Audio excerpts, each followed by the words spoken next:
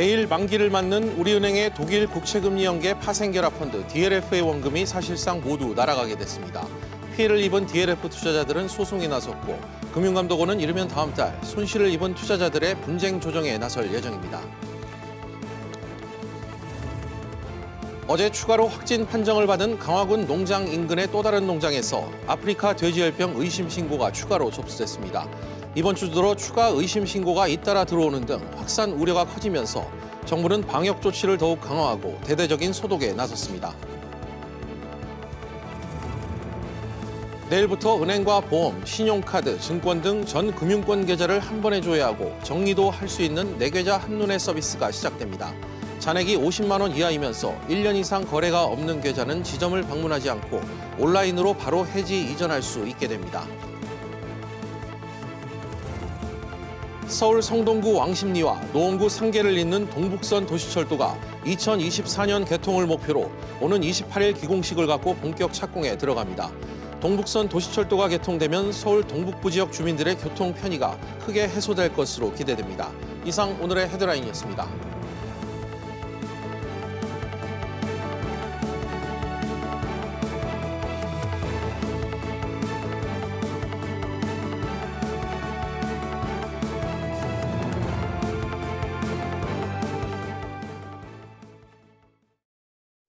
어제 인천 강화에서 아프리카 돼지열병 확진 판정이 나온 데 이어 오늘만 3건의 추가 의심 신고가 접수됐습니다.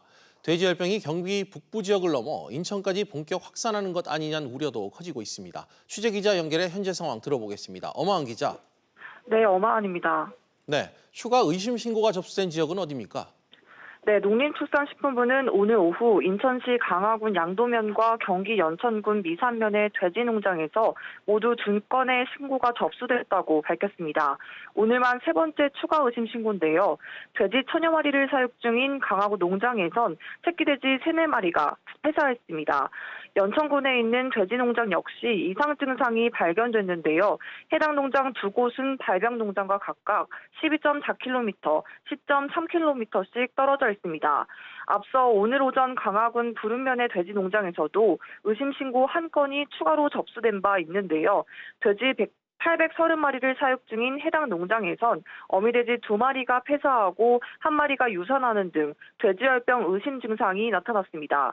이 농장은 김포 확진 농장으로부터 6.6km 떨어져 있습니다. 현재 정밀 검사가 진행 중으로 결과는 오후 늦게 나올 것으로 보입니다. 그렇군요. 지금 방역 상황은 좀 어떻습니까? 네, 농식품부는 신고가 접수된 돼지 농가에 초동 방역팀을 투입해 사람과 차량 등의 이동을 통제하고 소독 등 긴급 방역 조치 중에 있습니다. 방역 당국은 어제 정오를 기점으로 48시간 동안 가축과 차량 등의 이동을 제한하는 일시 이동 중지 명령을 전국에 다시 발령했습니다. 이 기간 동안 백신 4개 시군에 있는 돼지 농가와 관련 시설을 점검하고 소독을 진행합니다.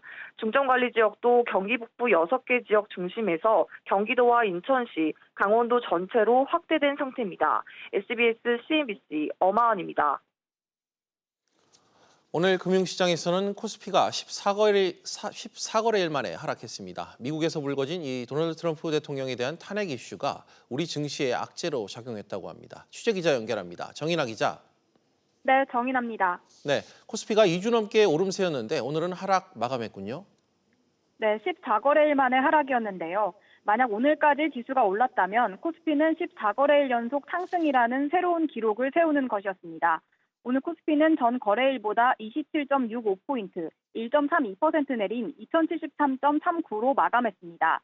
미국 민주당이 트럼프 대통령에 대한 탄핵 여부를 조사하겠다고 공식 발표했는데요. 정치적 불확실성이 크게 부각되면서 이로 인해 뉴욕 증시가 크게 하락한 데 이어 코스피에도 악재로 작용했습니다. 코스닥은 제약과 바이오주가 급락하며 2% 이상 떨어지는 급락장을 연출했습니다. 오늘 코스닥 지수는 전 거래일보다 15.09포인트, 2.35% 떨어진 626.76을 기록했습니다. 네, 외환시장에서 원달러 환율은 어땠습니까? 네, 서울 외환시장에서 원달러 환율은 3원 10전 오른 1,198원 80전에 거래를 마쳤습니다. 전문가들은 트럼프 대통령의 탄핵 조사로 인해 금융시장 변동성도 커질 것으로 예상돼 환율이 상승됐다고 분석했습니다. 여기에 밤사이 트럼프 대통령이 유엔 총회 연설에서 중국과의 무역 협상과 관련해 미국의 불리한 협상은 받아들이지 않을 것이라고 언급하면서 미중 무역 협상에 대한 불안감이 가중된 것도 원달러 환율에 영향을 미친 것으로 풀이됩니다. SBS CNBC 정인아입니다. 다음 소식입니다. 하나은행과 우리은행이 8천억 원 규모로 판매한 파생 결합펀드 DLF의 손실률이 속속 확정되고 있습니다. 어제 저녁에는 우리은행의 세 번째 만기 상품 손실률이 확정됐는데 만기 금액 86억 원 전액 손실로 드러났습니다. 취재기자 연결합니다. 박규준 기자. 원금 전액 손실은 이번이 처음이죠? 네, 맞습니다. 우리은행이 판매한 DLF 상품의 세 번째 만기일은 바로 내일 26일입니다. 이 손실률을 확정짓는 만기 평가일이 바로 어제였는데요.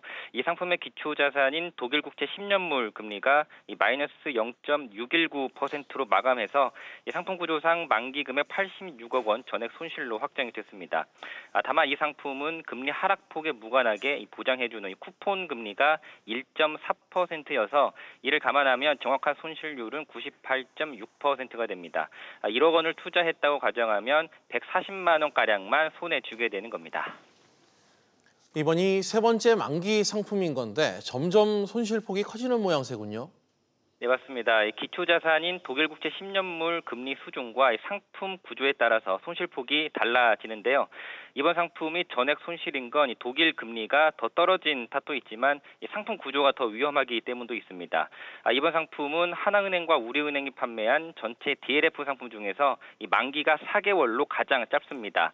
독일 국채 10년물 금리가 마이너스 0.3% 밑으로 떨어지면 원금 손실이 시작이 돼서 마이너스 0.6%를 찍으면 100% 원금을 떼이게 되는 구조인데 어제 종가가 마이너스 0.6%를 밑돌았기 때문에 원금 전액 손실로 나온 겁니다. 앞서 이달 19일과 24일 만기 상품은 각각 손실률이 마이너스 60.1% 또 마이너스 63.2%를 기록했는데 점차 손실폭이 확대되고 있는 상황입니다. 네, 또 이런 가운데 시민단체가 오늘 우리은행과 하나은행을 상대로 소송을 걸었다고요. 네, 맞습니다. 오전 10시 30분 이 금융소비자원이라는 시민단체가 이 서울중앙지법을 찾아서 이 하나은행과 우리은행 법인과 담당 PB를 상대로 손해배상 청구 소송을 제기했습니다.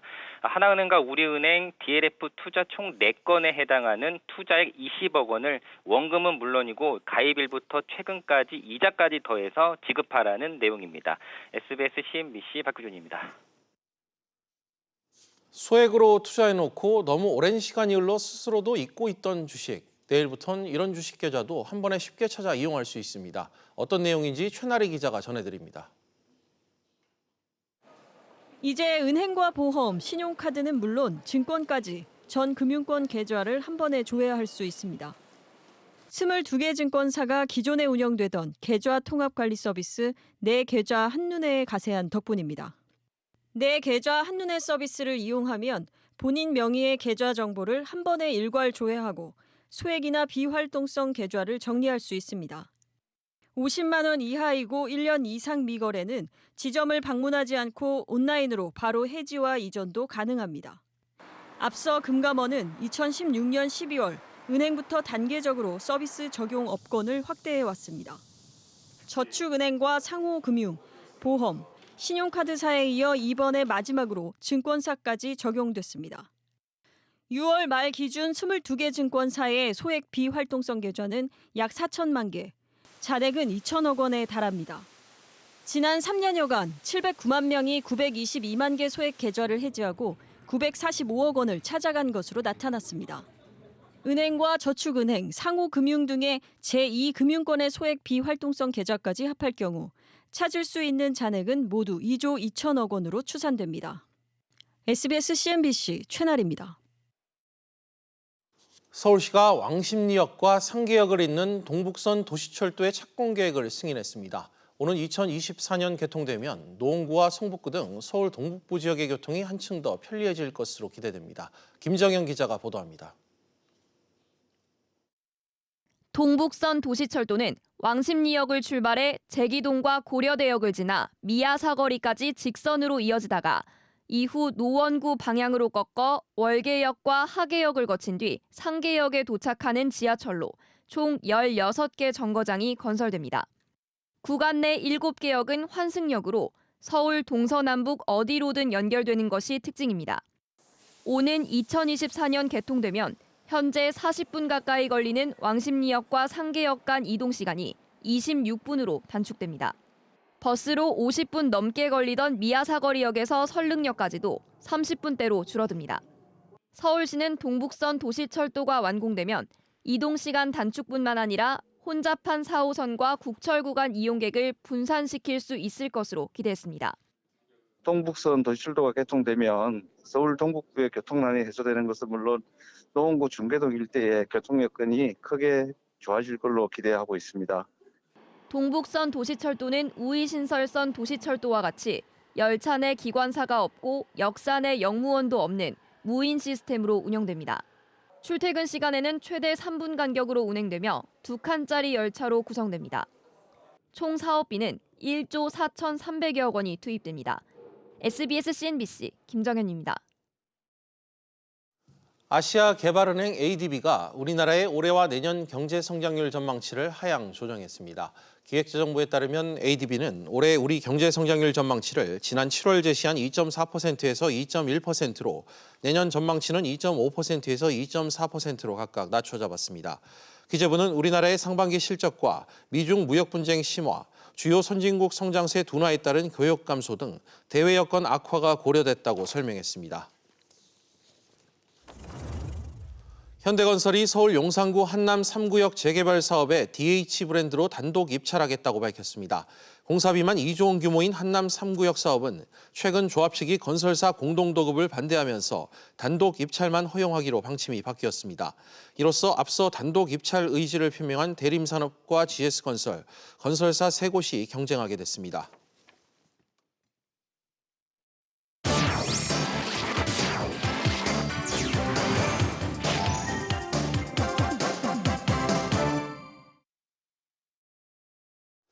주요 이슈를 체크해보는 시간, 이슈 체크 오늘입니다. 그럼 먼저 첫 번째 이슈부터 보도록 하겠습니다. 화면 보시죠. 뜨거운 강남 청약 경쟁. 어제 1순위 청약 접수를 마감한 서울 강남의 한 아파트 단지 평균 경쟁률이 100대 1을 훌쩍 넘었다고 합니다. 중도금 대출도 못 받는 아파트지만 몰린 돈만 20조 원이나 된다고 하는데요. 왜 이렇게 인기를 끌었는지 황인표 기자와 이야기 나눠보겠습니다. 황 기자, 네. 먼저 어디에 지어진 아파트입니까? 네, 서울 강남구 삼성동입니다. 여기에 있는 그 상하 2차 그 아파트를 재건축해서 이제 레미안 라크렛이라는 새로운 이름의 아파트가 지어지는 건데요. 어제 112가구 모집에 13,000명이 몰리면서 평균 경쟁률 115대 1을 기록했고 최고 경쟁률이 144대 1까지 나오기도 했습니다. 예. 지난달 사당동의 그 이수 푸르지오 204대 1의 경쟁률에 이어 올해 두 번째로 높은 수준입니다. 모든 아파트의 분양 가격이 10억 원을 넘어서 대출도 안 됐지만은 이 주변 시세보다 분양가가 낮고 또 강남권에서 좀처럼 보기 힘든 분양이 이뤄지다 보니까 많은 사람들이 몰렸다고 합니다. 관계자 얘기 들어보시죠. 강남에 입성하고 싶은 대기 수요는 상당히 많은 편인데 거기에 비해서 공급하는 물량은 상대적으로 적다 보니까 이렇게 수요가 몰린 것으로 판단하고 있습니다. 황 기자, 강남권에 내 집 마련하는 사람이 좀 많다, 뭐 이런 뜻인 것 같은데 네. 대체 이 대출도 안 되는 이 중도금 대출이 안 되는 아파트에 얼마나 많은 돈이 몰린 겁니까? 이 아파트의 경우 그 1순위 청약 통증을 가진 무주택자 중에서 가점이 높으면서 자력으로 모든 그 대금을 마련해야 되는 그런 사람만 청약이 가능했는데요. 가격이 이제 13억에서 16억 5천만 원쯤 됩니다.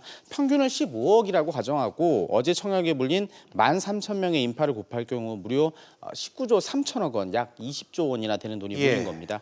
이 정도 규모의 자금이 언제든지 다시 이 강남권 다른 아파트의 청약 시장에도 몰릴 수 있다고 보시면 될 것 같습니다. 네, 그러면 왜 이렇게 많은 돈이 청약 시장에 몰린다고 지금 판단이 될까요? 일단 가장 큰 이유는 그 분양 아파트 가격이 주변에 비해서 싸기 때문입니다. 그 선분양의 경우 지금 주택도시보증공사가 이제 보증을 할 때 분양가를 통제하고 있는데 이 분양가가 너무 높아지는 급등을 우려해서 주변보다 가격을 낮게 정하다 보니까 소위 로또 아파트가 계속해서 나오고 있고요. 예. 여기에 최근에 그 몇몇 강남권 아파트들이 여러 정부 규제에도 불구하고 또다시 최고가를 넘어서는 등 이 강남 아파트가 유망한 투자처로 계속해서 인식이 되다 보니까 이 많은 관심 그리고 이에 따라서 많은 자금이 몰리고 있는 것으로 분석이 됩니다. 그렇군요. 정부가 이르면 다음 달에 민간 택지 분양가 상한제를 좀 적용할 것 같은데 이런 청약 시장 분위기가 다음 달에도 좀 이어질까요? 네, 일단 그럴 가능성이 더 높아질 것 같은데요. 일단은 상한제를 하게 되면 지금보다 분양가가 더 싸질 수 있기 때문에 더 많은 사람들이 몰릴 가능성이 있습니다.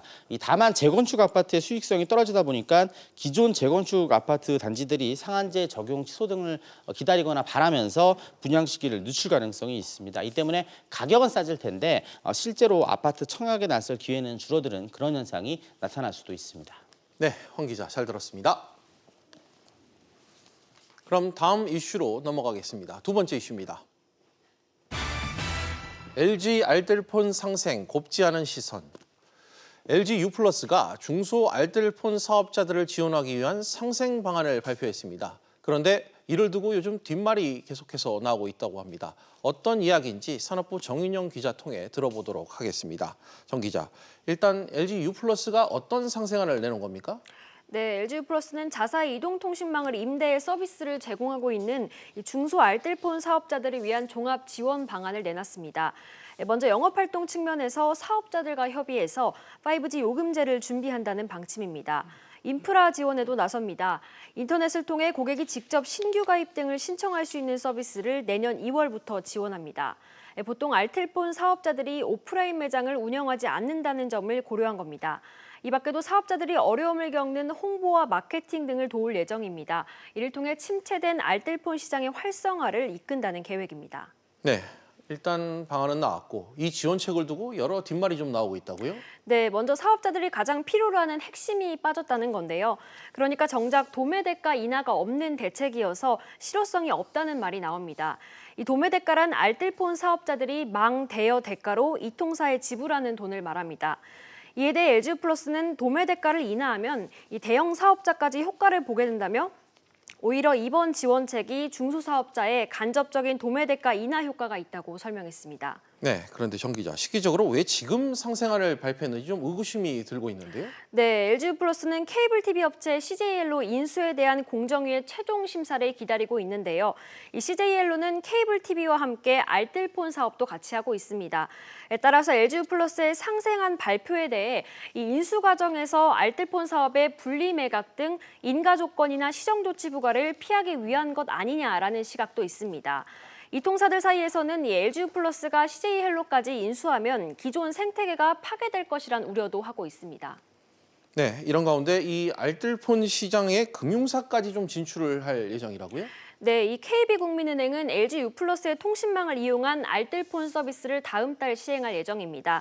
이 알뜰폰 업계 최초로 5G 요금제를 선보이는데요. 3만 원 미만의 저렴한 5G 요금제가 출시될 수 있다는 관측도 나오고 있습니다. 국민은행의 알뜰폰 사업이 침체된 시장에 활력을 줄 것이란 기대도 많습니다. 이동통신사들의 요금제 개편 등으로 그동안 저렴한 요금을 내세웠던 알뜰폰의 경쟁력도 감소하고 있고 이에 따라 가입자 이탈 추세를 보이고 있는데요. 오늘 과기정통부는 알뜰폰 활성화 방안까지 발표했습니다. 과기정통부는 도매대가 인하는 물론 5G망 제공도 추진할 계획인데요. 올해 안에 알뜰폰 가입자들도 저렴한 가격에 5G 통신을 이용할 수 있을 것으로 보입니다. 네, 정 기자 수고했습니다. 네, 이제 마지막 이슈 확인해 보도록 하겠습니다. 세 번째 이슈입니다. 기술 국산화 생태계 조성. 일본이 반도체 세계 소재 이 수출 규제를 한 지 석 달이 되고 있습니다. 그동안 우리 기업과 정부, 소재와 부품, 그리고 장비 국산화에 적극 나서고 있는데요. 현황 또 과제를 점검해보는 시간 갖겠습니다. 역시 산업부 이한나 기자와 알아보겠습니다. 이 기자, 이 국산화와 관련해 우리 중소기업의 피부로 느끼는 어려움 어떻게 지금 파악이 되고 있습니까? 네, 오늘 SBS CNBC 포럼에는 반도체 도금 국산화를 이룬 중소기업인이 참석했습니다. MSC의 김동현 회장인데요.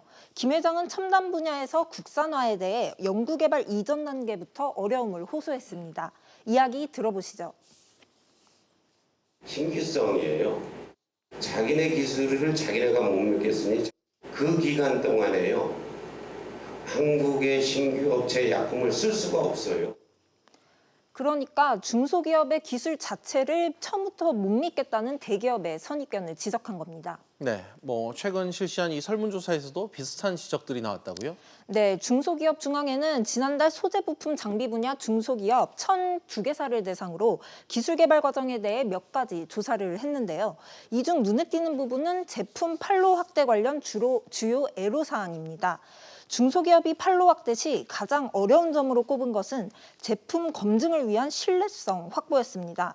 수요 기업에 갖고 있는 기술을 대기업에게 설명할 기회조차 없다는 의견도 높았습니다. 네.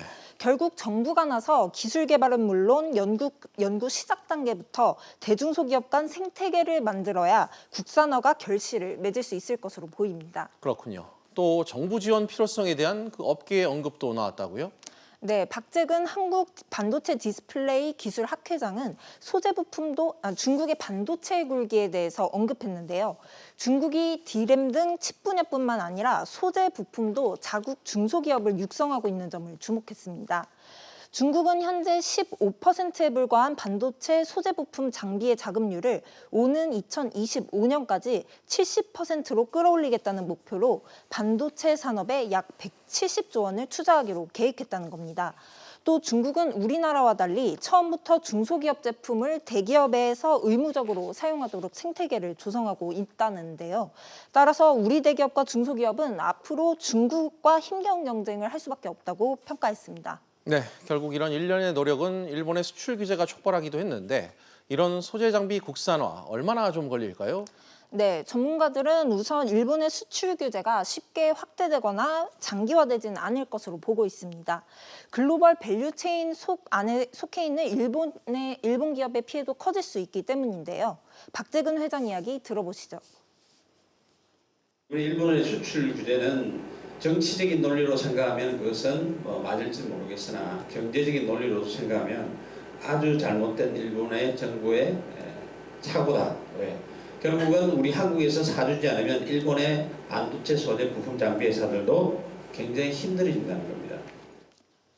하지만 이번 기회에 국산화, 대체선 확보를 통해 일본의 특정 기업에 대한 의존도를 낮춰야 한다는데 전문가들은 입을 모았습니다. 네, 이 기자 잘 들었습니다. 비즈플러스 계속해서 오후 토론으로 이어가겠습니다. 오후 토론은 시청자 여러분들도 유료 문자 100원으로 의견 보내주시면 실시간 토론에 참여하실 수 있습니다. 샵 3698번으로 많은 참여 부탁드리겠습니다.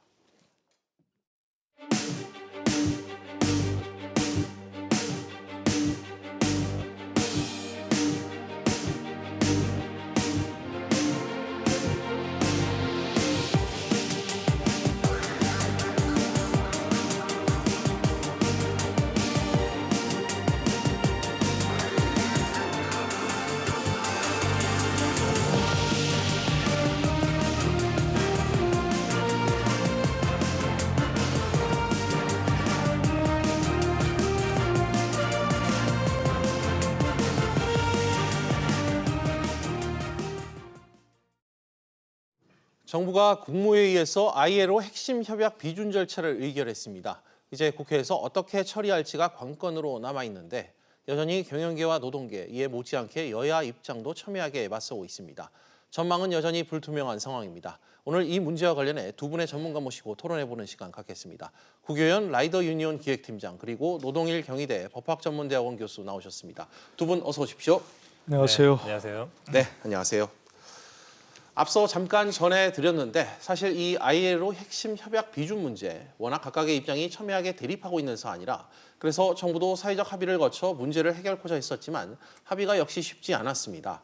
결국 대통령 직속 경제사회노동위원회 이 경사노위에서 공익위원들이 권고안을 내놨고 정부는 이를 반영한 노동관계법 개정안을 만들었습니다. 먼저 노 교수님께 이 부분 좀 여쭙겠습니다. 사회적 합의를 거치지 못하고 이 ILO 핵심 협약 이 비준안 또 노동관계법 개정안이 마련됐다. 이 점은 여전히 좀 문제점으로 지적이 되고 있죠. 네, 경제사회노동위원회가 있었는데도 불구하고 거기서 결론을 내지 못해서 결국 이제 공익위원들이 일방적으로 안을 내놨는데 예. 사실 우리나라에서 무슨 사회적 합의가 이루어진 적이 별로 있습니까? 솔직히 별로 없습니다. 예. IMF 그런 외환 위기 직후에 예. 국가 사회적으로 엄청난 위기감을 느낄 때 예. 그때는 이루어졌지만 보통의 사회적 합의하려면 늘 양측이 대립하는 사람들이 예. 또 자기 주장만 하다가 별로 타협안을 내놓지 않고 예. 그래서 제3의 공익위원회이 의견을 내고 그걸로 결국 결론을 내는 네네. 그러니 되풀이 되잖아요. 최저임금도 그렇고. 그런데 이제 원래 이 문제는 사실 워낙 오랫동안 논란이 되어 왔던 문제입니다. 이 아이로 협약 비준 문제는. 그렇기 때문에 거기서 무엇이 쟁점이 되고 이제 서로 노사 양측의 주장이 무엇인가 하는 건 다 아는 얘기입니다. 예. 결론만 남은 거죠. 결단만 남은 거고요. 그래서 이제 국회에서 충분히 논의해가지고 어떤 결론을 낸다면 그나마도 국회에서 논의하는 것도 뭐 사회적 합의 아니겠습니까? 국내 예. 대표들이 모인 거니까. 그런데 또 역시 우리 국회의 현상을 보면 별로 그렇게 이런 문제에 대해서 심사숙고하고 같이 논의하고 예. 머리를 맞대고 절충안을 내고 이럴 가능성 별로 없어 보여서 사실은 조금 참 예. 답답한 얘기입니다. 사실은. 최근에 전국 분위기와 맞물려 봤을 때 좀 쉽지 않겠다. 네. 그런 전망을 좀 이렇게 에둘러서 얘기를 해주셨습니다. 국회의원 팀장님, 노동계에선 이 ILO 핵심 협약 비준을 줄곧 요구를 해 왔었습니다. 역시 정부가 내놓은 결과물엔 불만이 좀 적지 않은 것 같은데 어떤 입장이십니까? 일단 크게 좀 두 가지를 지적을 좀 해야 될 수밖에 없는데 이게 지금 하나는 ILO 핵심 협약을 비준하겠다고 하면서도 ILO 협약 중에 있는 어떤 조항을 지금 스스로 위반하는 이런 꼴을 좀 초래한 이런 문제가 있어요.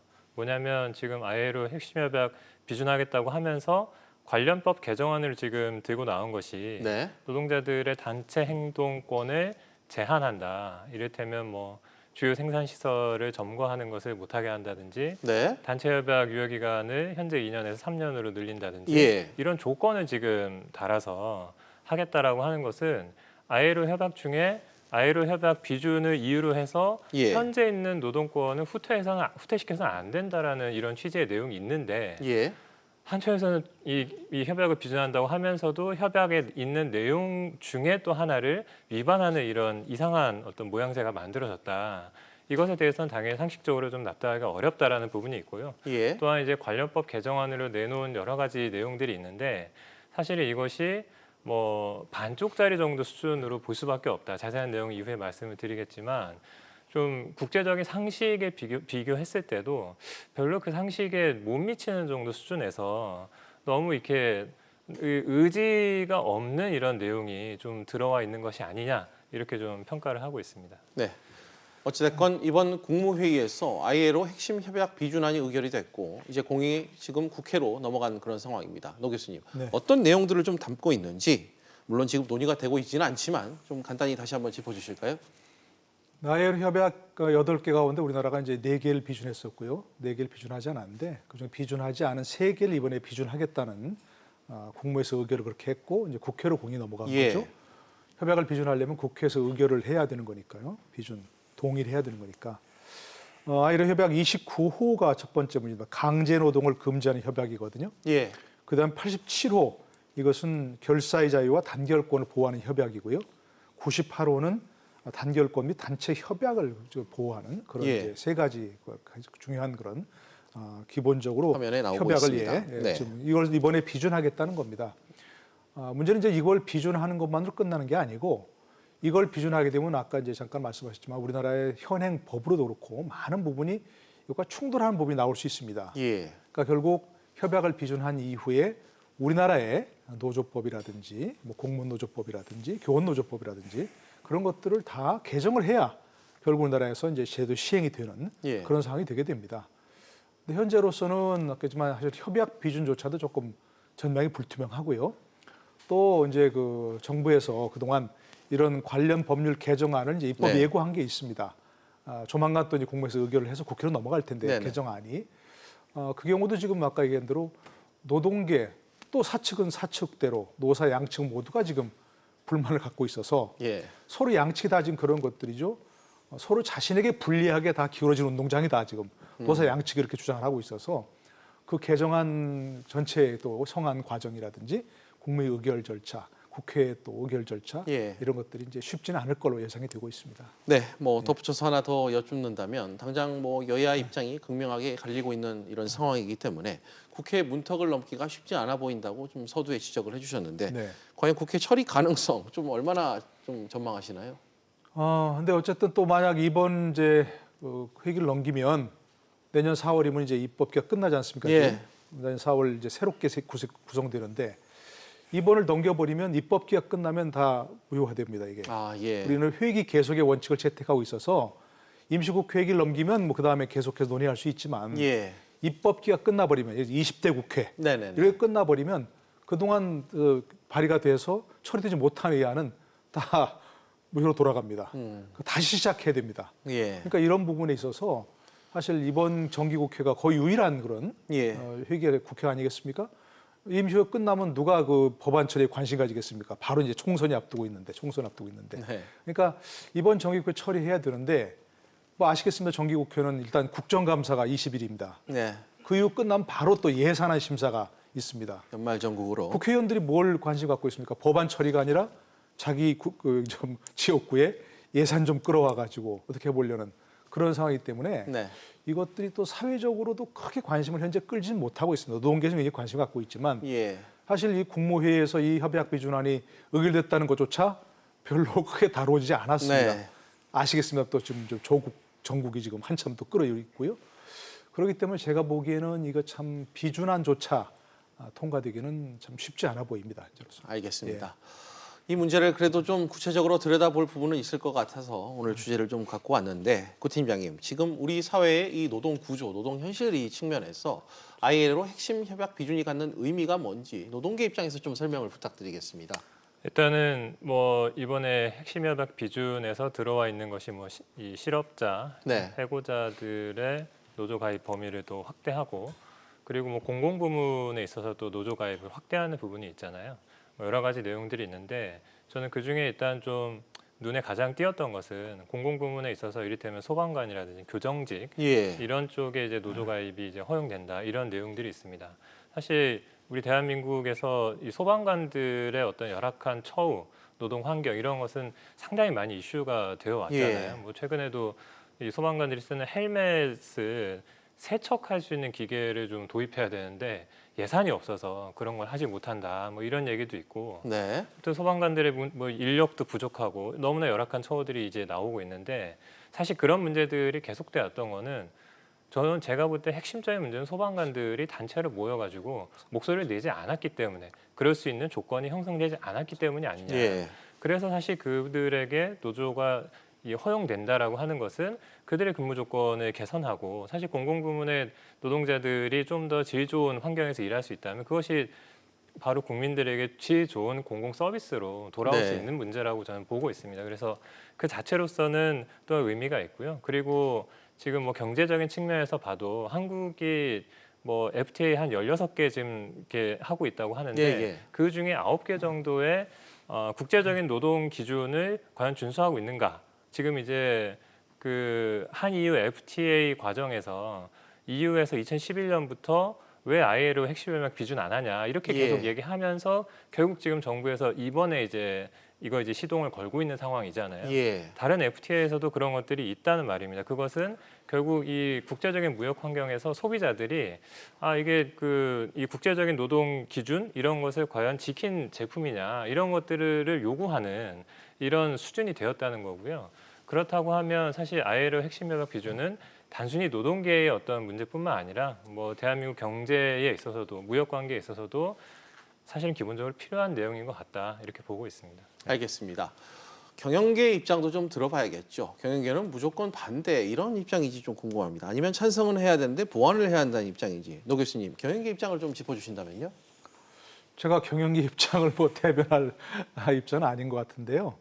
그래서 이제 뭐 경총 근무하시던 이제 지인한테 이제 물어봤습니다. 근데 어쨌든 경영대에서는 지금 굉장히 우려하고 있는 건 맞다는 겁니다. 우려하고 있는 건 맞는데 그걸 뭐 총체적으로 반대할 것이냐 아니면 뭐 어떤 구체적인 문제에 있어서 반대할 것이냐 그런 구체적인 입장은 아직 정한 건 없고 그동안 여러 가지 나왔던 게 있죠. 나왔던 게 있고 기본적으로 어쨌든 만약에 이제 이 단결권을 허용하는 이런 이제 협약의 비준이 되면 그에 맞게 이제 법을 개정해야 되는 거 아니겠습니까? 뭐 아까 얘기하셨지만 뭐 해고자라든지 실업자라든지 이런 사람들 노조 가입을 허용하고 그래도 결국 단결권이 굉장히 확대되는 그런 상황이 되지 않습니까? 결국 이제 노조의 힘이 세워진다는 얘기죠. 산업이 많아진다고 하는 것은. 그럴 경우 이제 기본적으로 노조원을 확대하면서 결국 생산 활동 만약에 이제 파업 같은 걸 그 단체 행동권을 행사하게 되면 예. 결국 그 생산 차질이 나게 되고 뭐 일본에 비해서 뭐 생산 차질 일수가 몇 배 된다는 거 그 통계도 예. 나와 있고 그렇지 않습니까? 그럴 때 이제 결국 우리나라 현재 노동법도 노조 편향적이다. 예. 특히 이제 노동계는 어떻게 조직화된 노동계입니다. 조직화된 노조는 상당히 많은 어떤 범위에서 특히 법을 위반하면서까지 단체 행동권 행사할 수 있는 그런 거 상당히 많은데 경영계는 그에 대해서 방어권이 없다. 네. 이런 얘기를 지금 주장하고 있는 겁니다. 그러니까 만약에 협약을 비준하거나 그에 따라 노동법을 개정한다면 그에 따른 재계의 어떤 사측의 입장에서 예. 방어권을 좀 허용해달라 그런 얘기입니다.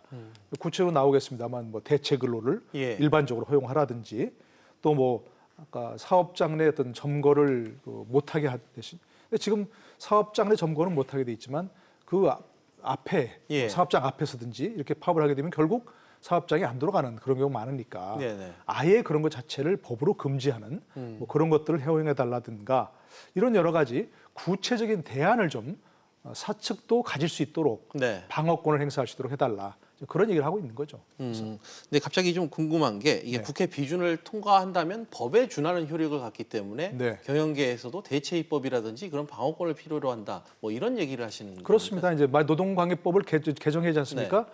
아까 노동조합법이라든지 뭐 공무노동조합법이라든지 뭐 이런 것들을 개정을 해야 되는데 그럴 때 거기에 사측이 행사할 수 있는 방어권을 허용해 달라 그런 얘기입니다. 알겠습니다.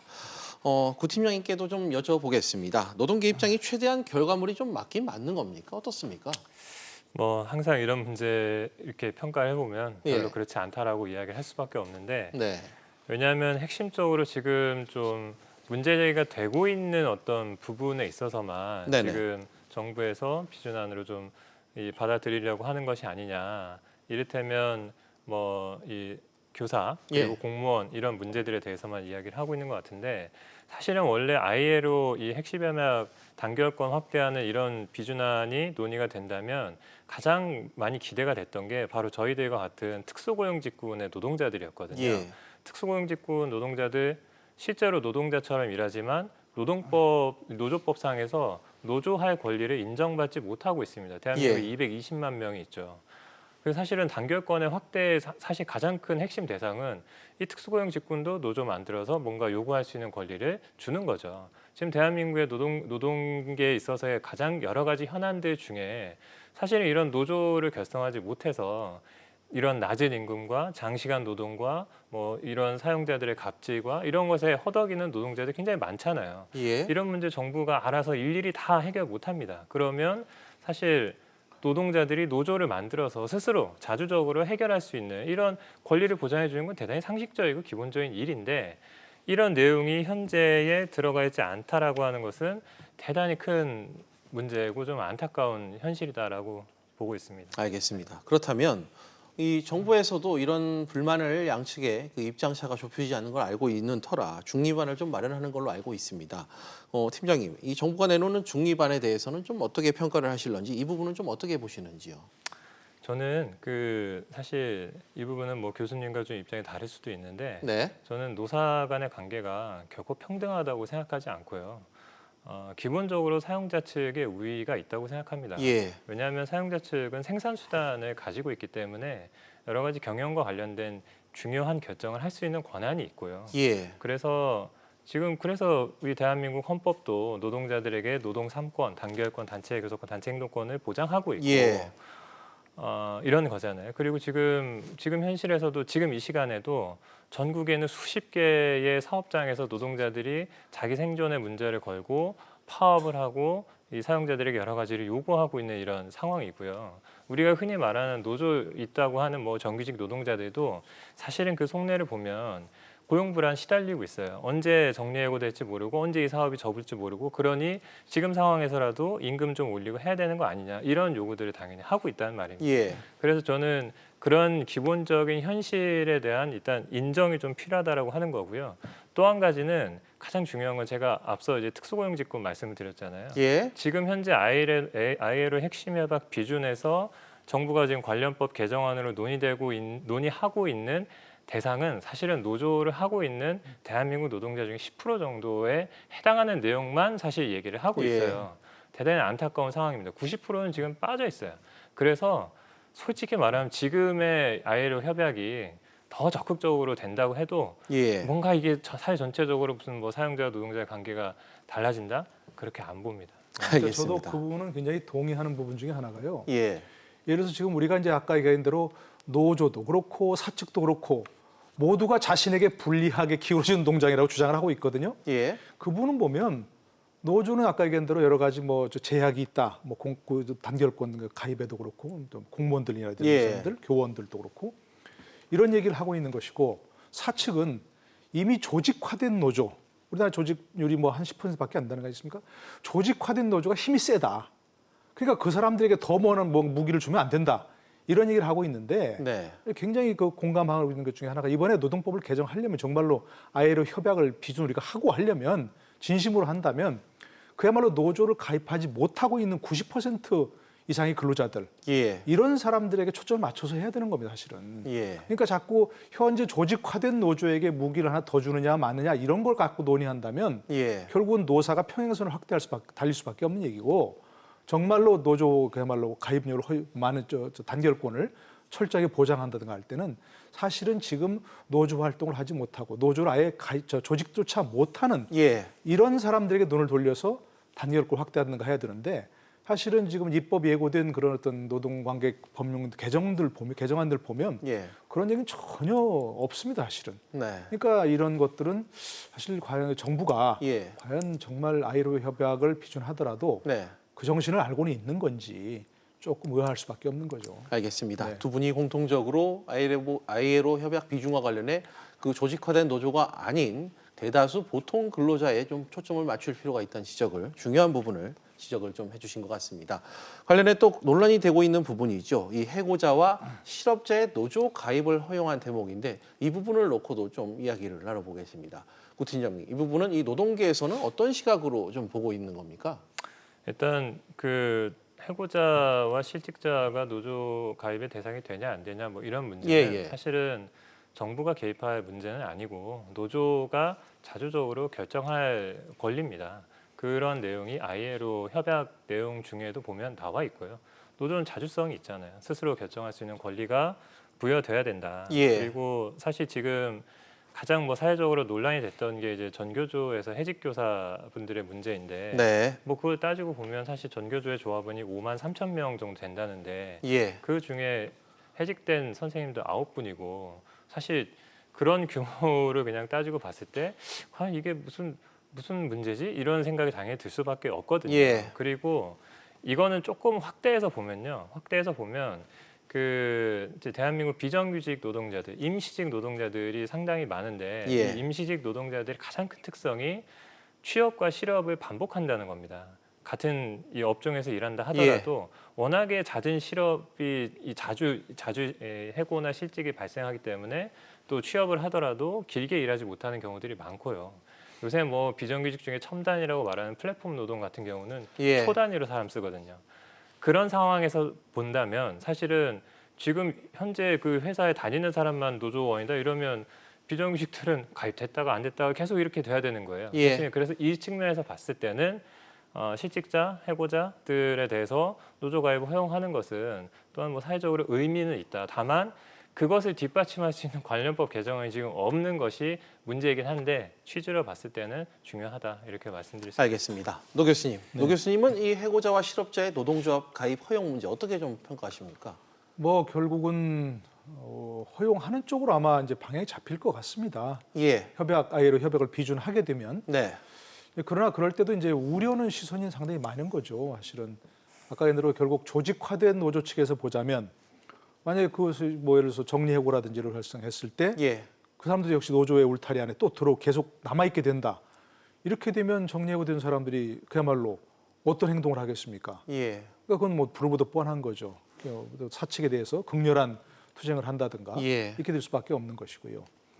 또 이제 그 이론상으로 아까 얘기한 대로 그야말로 비정규직이라든지 특수고용직이라든지 이런 사람들도 노조를 허용할 수 있도록 해야 되는데 그럴 땐 예를 들어서 뭐 지금 다 그야말로 임금이 아니고 본인이 어떤 그 예를 들어서 뭐 라이더 같은 경우는 실제 실행한 어떤 횟수별로 돈을 받는 거 아니겠습니까? 네네. 그런 경우는 과연 임금이라고 그걸 볼 것인가 말 것인가 참 어려운 난제들이 많이 쌓여 있거든요. 네. 실제로 그런 것들을 이제 사실은 우리가 그걸 노조법을 개정한다든가 판결권을 무조건 확대한다 이렇게 하기 전에 그 자체는 바람직하지만 과연 지금까지 어떤 그 생각했던 임금 근로자라는 그런 범위의 노조원이라고 하는 것을 어떻게 확대할 것인가 하는 연구나 사회적 합의가 좀 활발하게 조금 이루어져야 그 다음에 이제 개정하는 것이 바람직하다 이렇게 생각하는 거죠. 무조건 확대만 한다고 해서 그것이 능사는 아니라 그런 얘기입니다. 알겠습니다. 시청자 의견이 좀 계속 토의를 하면서 좀 온 게 몇 개가 있는데 하나만 좀 소개해드리겠습니다. 끝번호 6955번님, 노조가 원하는 대로 된다면 기업이 과연 생존할 수 있겠는가? 기업 생존에 책임 있는 노조 활동 범위를 같이 생각해 볼 필요가 있다. 이런 의견을 시청자 문자로 보내주셨습니다. 끝으로 두 분께 한 말씀씩만 더 듣고 끝내도록 하겠습니다. 먼저 구 팀장님, 정부가 이 ILO 핵심 협약 비준 문제를 어떻게 좀 끌고 가야 된다고 보시는지 방향성과 관련해 한 말씀 부탁드립니다.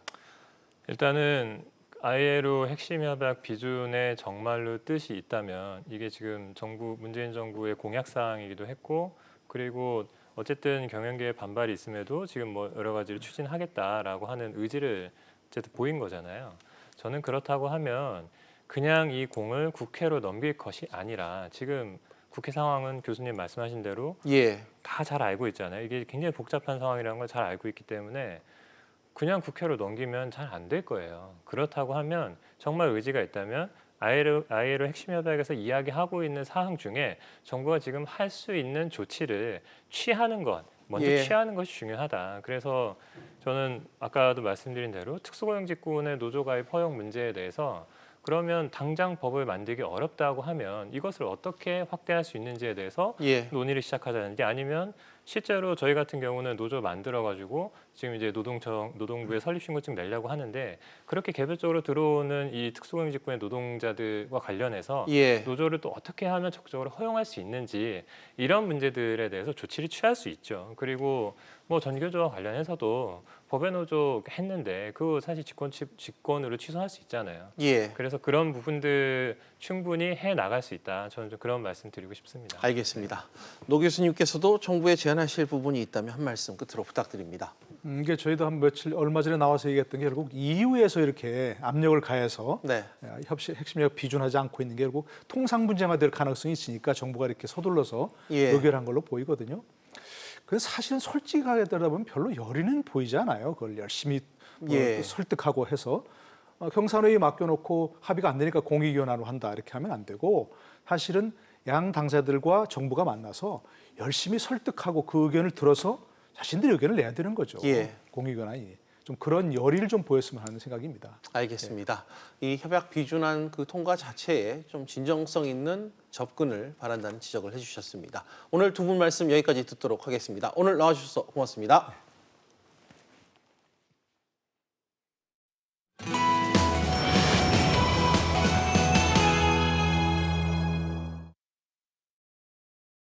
페이지 플러스 오늘은 여기까지입니다. 다음 뉴스는 7시 뉴스 프리즘으로 이어집니다.